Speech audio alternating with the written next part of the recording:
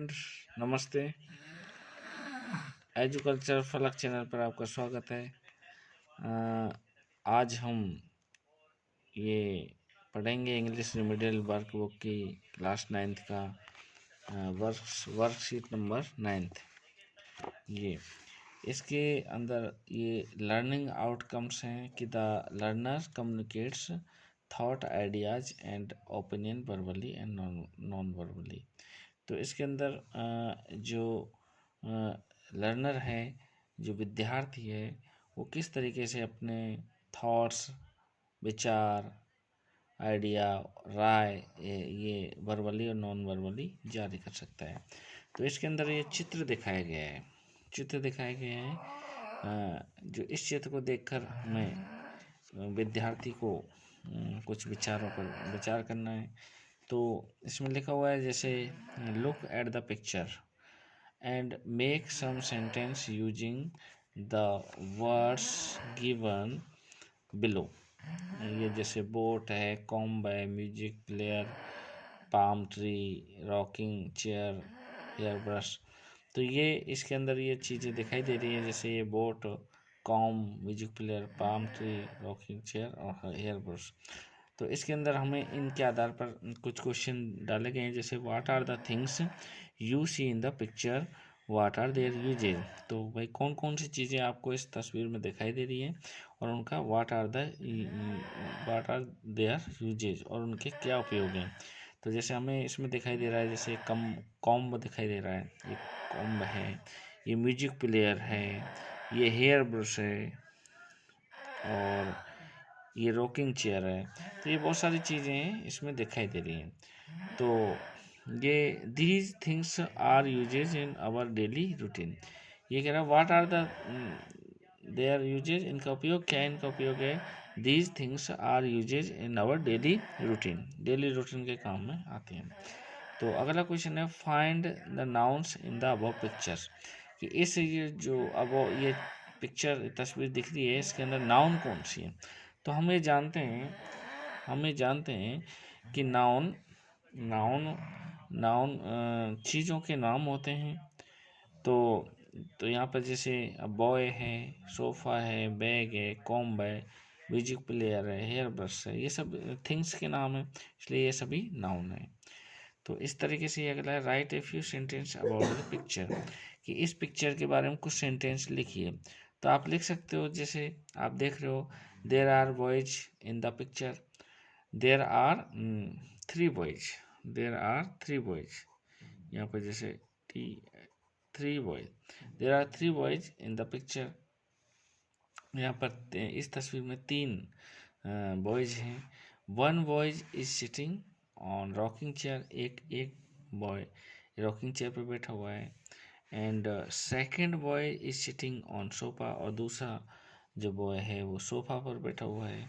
और इसी तरीके से and the third boy is open bag, तो तीसरा बॉय वो इस बैग को खोल रहा है। एंड सर्चिंग समथिंग एंड, और कुछ इसमें सर्च कर रहा है, ढूंढ रहा है। तो एंड फर्स्ट 2 बॉयज, ये जो फर्स्ट 2 बॉयज हैं, ये लोग are laughing on third boy, तो ये उस तीसरे बॉय पर हंस रहे हैं। तो इस तरीके से आप इस पिक्चर को देख के कोई भी चीज़ कुछ लाइनें लिख सकते हैं। तो इस तरीके से ये आपकी वर्कशीट नंबर 9 कंप्लीट होती है।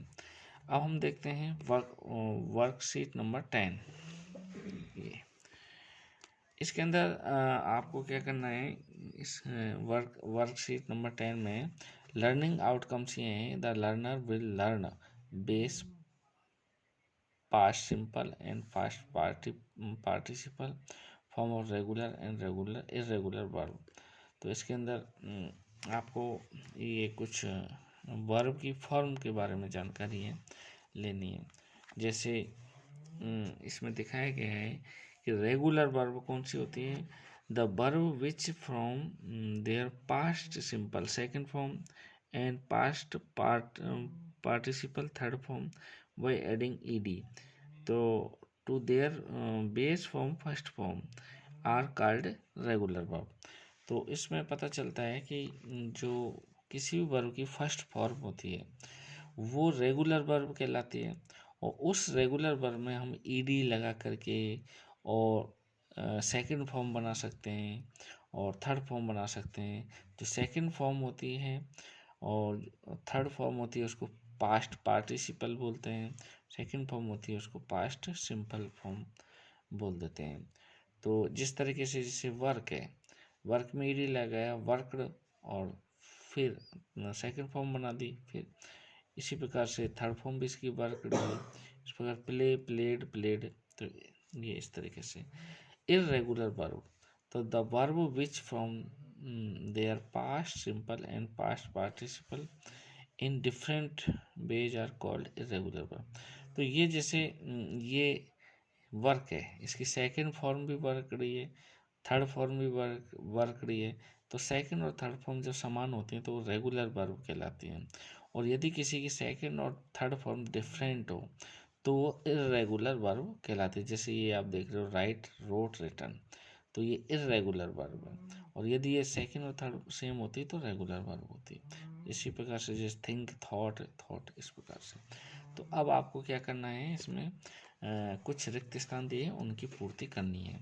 जैसे अब आप देखो आस्क आस्क्ड, और इसकी थर्ड फॉर्म भी आस्क्ड ही होती है। इसी तरीके से आप beat beated beaten, awake awoke awoken, became become become, come came come, begin began begin, white bit bitten, boil boiled bitten, boiled egg, borrowed uh, break broke broken, built, called, carried, catch, caught, climbed, cooked, closed, cried, cut, do, did, done। इसी तरीके से इधर देख लो, drink drunk, ये fall, felt, fight, fought, find, found, fly, flew, flown, give, gave, given, hide, hidden, hit, jump, jumped, know, knew, known, leave, laughed, light, lit, lodge, lost,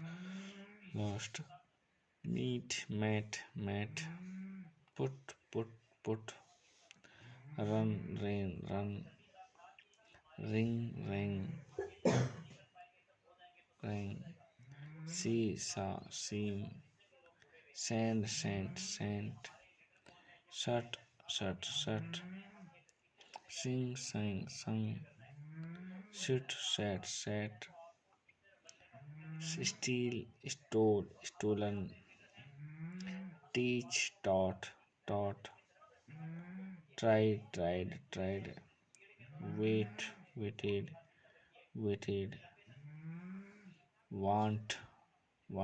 wanted, इस तरीके से आपकी पूरी होती है। अब आप लेते हैं नेक्स्ट वर्कशीट नंबर 11। ये जो 11 है वर्कशीट, ये फ्रेम क्वेश्चन से संबंधित है। फ्रेम क्वेश्चन, ये फ्रेम क्वेश्चन के में क्या होता है कि आपको आंसर पहले दिया जाएगा और उसके आधार पर आपको क्वेश्चन बनाना है, वो उसको हम फ्रेम क्वेश्चन बोलते हैं। ये जो फ्रेम क्वेश्चन है इस बार 10th क्लास में 1 नंबर का जोड़ा गया है और आएगा, तो ये 10th क्लास के लिए भी बहुत ज़्यादा महत्वपूर्ण है।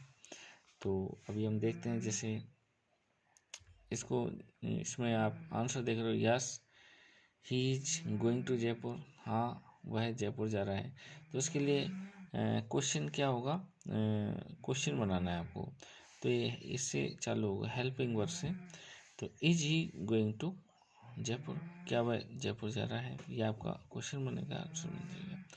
इसी तरीके से आपको आंसर दे दिया जाएगा, जैसे यस आई प्ले क्रिकेट, हाँ मैं क्रिकेट खेलता। तो ये पूछेगा कि भाई क्या आप क्रिकेट खेलते हो, डू यू प्ले क्रिकेट, तो उसका आंसर ये होगा। इसी तरीके से no I do not live in city, I live in a village, तो इसके लिए क्वेश्चन क्या बनेगा, do you live in a city, क्या आप शहर में रहते हो, नहीं, I don't live in city, मैं शहर में नहीं रहता, आई लिव इन ए विलेज, ये आपका आंसर होगा।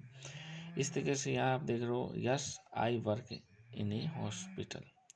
यदि कोई ये आंसर दे रहा है कि हाँ मैं अस्पताल में काम कर रहा हूँ, तो इसके लिए प्रश्न क्या होना चाहिए, इसके लिए प्रश्न क्या होना कि भाई क्या आप हॉस्पिटल में काम करते हो, आप हॉस्पिटल में काम करते हो, तो यस हाँ मैं करता हूँ।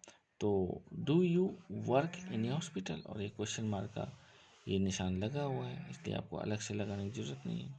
इसी तरीके से यदि आपका आंसर ये हो कि no I have not learn today lesson, कि भाई नहीं मैंने आज पाठ याद नहीं किया, तो इसके लिए आपका क्वेश्चन क्या होगा, क्या आपने आज पाठ याद किया, तो have you learn today lesson, ये आपका क्वेश्चन होगा इसके लिए। इस प्रकार से यदि आपका आंसर हो yes he has a car, हाँ उसके पास एक कार है, तो आपको का आंसर क्या होगा, Dutch he have a car, Dutch he have a car, क्या वह उसके पास कार है, हाँ उसके पास एक कार है। तो इसी प्रकार से जैसे yes I have pass class 8th, हाँ मैंने क्लास 8वीं पास कर ली है। तो आपने have you passed class 8th, आपने क्लास 8 पास कर ली, हाँ यस आई हैव पास्ड। तो इस प्रकार से yes Pratima is very hard working, तो कि भाई इसके लिए क्या होगा कि is Pratima very hard working, तो क्या प्रतिमा कठोर परिश्रमी है, हाँ हाँ बिल्कुल कठोर परिश्रमी। इस प्रकार से अगला क्वेश्चन है, ये आप देख रहे हो कि ये no my father is a teacher, तो नहीं मेरे पिताजी टीचर नहीं है, तो इसके लिए क्या क्वेश्चन होगा, आपके पिताजी क्या टीचर हैं, क्या आपके पिताजी टीचर हैं, is your father a doctor, is your father a doctor, क्या आपके पिता डॉक्टर हैं, नहीं नहीं my father is a teacher, मेरे फादर टीचर हैं। इसी तरीके से आप देख रहे हो no we play in the evening, नहीं हम शाम को खेलते हैं, तो इसके लिए क्वेश्चन क्या बनेगा, do you play in the morning, आप सुबह में खेलते हो, तो ये कहेगा नहीं we play in the evening, हम शाम को खेलते हैं। इसी तरीके से ये देख रहे हो यस मिस्टर शर्मा टीचेज अस इंग्लिश, हाँ मिस्टर शर्मा हमें इंग्लिश पढ़ाते हैं, तो इसके लिए आपका क्वेश्चन क्या बनेगा, does mister Sharma teach you English, क्या आपको मिस्टर शर्मा इंग्लिश पढ़ाते हैं, हाँ पढ़ाते हैं। तो इसी तरीके से yes she gets up early in the morning, हाँ वह सुबह जल्दी उठती है, तो does she get up early in the morning, क्या वह सुबह जल्दी उठती है, हाँ उठती है। तो yes they are very helpful, हाँ वे बहुत सहायतावान है, तो आर दे हेल्पफुल, क्या वो सहायतावान है, तो हाँ है। इसी प्रकार से no we are not practising for the dance competition, नहीं हम डांस कंपटीशन की प्रैक्टिस नहीं कर रहे हैं। Are you practising for the dance competition, क्या आप डांस कंपटीशन की प्रैक्टिस कर रहे हो, नहीं कर रहे। इसी तरीके से यस देवर गुड फ्रेंड, हाँ वे अच्छे दोस्त हैं, तो we have they were they good friends, क्या वे अच्छे दोस्त हैं, हाँ हैं।